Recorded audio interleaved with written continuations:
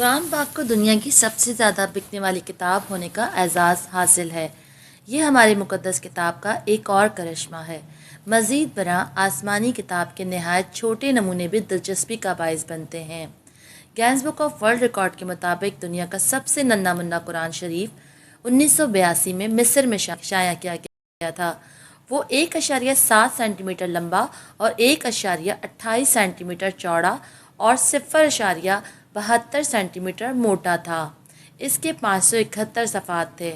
ماہر قرآنیات کے مطابق دنیا میں ننھے منھے قرآن شریف 4-5 ہی ہیں اور ان میں سے ایک البانیہ کے اسکندر پروسی کے پاس ہے۔ اسکندر کا کہنا ہے کہ اس قرآن شریف سے 2 روایات وابستہ ہیں۔ پہلی روایت کے مطابق یہ قرآن شریف 17ویں صدی میں اس کا رشتہ دار سعودی عرب سے لایا تھا۔ دوسری روایت زیادہ دلچسپ ہے۔ اس روایت کے مطابق اسکندر کے آبا و اجداد پہلے کیتھولک عیسائی تھے۔ ایک دن وہ ڈجا کوریکا کے علاقے جو کہ موجودہ کوسوو ہے نیا گھر تعمیر کرنے کے ایک پرانے مکان کی کھدائی کر رہے تھے تو نیچے سے ایک محفوظ لاش برآمد ہوئی۔ اس کے عین مقام پر یہ ننھا منھا قرآن شریف رکھا ہوا تھا۔ یہ کرشمہ دیکھ کر پورا خاندان مسلمان ہو گیا۔ اس کے آنے والے ارکان نے اسلامی اصول و قوانین میں ایسی مہارت حاصل کر لی کہ کئی علاقوں میں عالم دین کی حیثیت سے مشہور ہوئے۔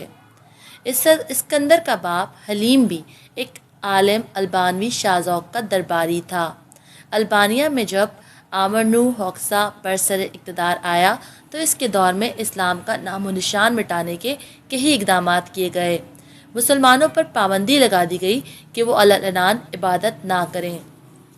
اس دور میں حلیم پروشی نے قرآن مجید کو سینے سے لگائے رکھا۔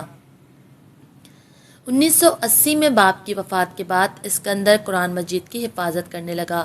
2 برس کے بعد اس کی وجہ سے اسکندر کو کوسوو بھاگنا پڑا۔ ہوا یہ کہ اس نے ریڈیو ترانے میں کام کرنے والے ایرانی جوڑے کو قرآن شریف کے بابت بتا دیا۔ انہوں نے اسے بتایا کہ نہایت قیمتی قرآن ہے اور عرب دنیا میں ہوتا تو اسے نہایت محبت اور حفاظت سے رکھا جاتا۔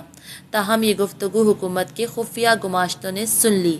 اگلے ہی دن وہ گماشتے اسکندر کے گھر پہنچ گئے۔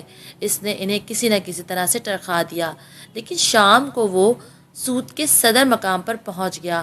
وہاں اس نے ایک اسلامی مدرسے میں قیام کیا اور قرآن پاک مدرسے کے خفیہ خانے میں چھپا دیا گیا۔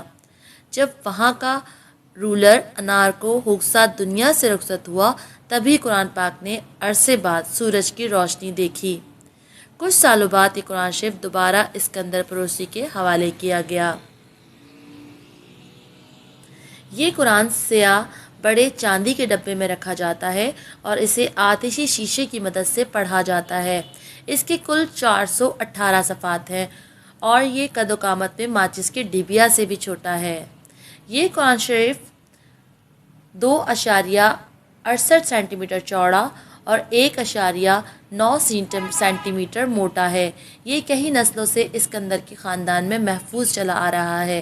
اب اسکندر اس وعدے کو عملی جامہ پہنانا چاہتا ہے جو اس نے 26 سال پہلے اپنے باپ سے کیا تھا۔ اس کے مرحوم والد کی خواہش تھی کہ قرآن شریف کسی عجائب گھر کی زینت بن جائے۔ اگر آپ کو ہماری یہ معلوماتی ویڈیو اچھی لگی تو لائک اور کامنٹ کرنا نہیں بھولیے گا۔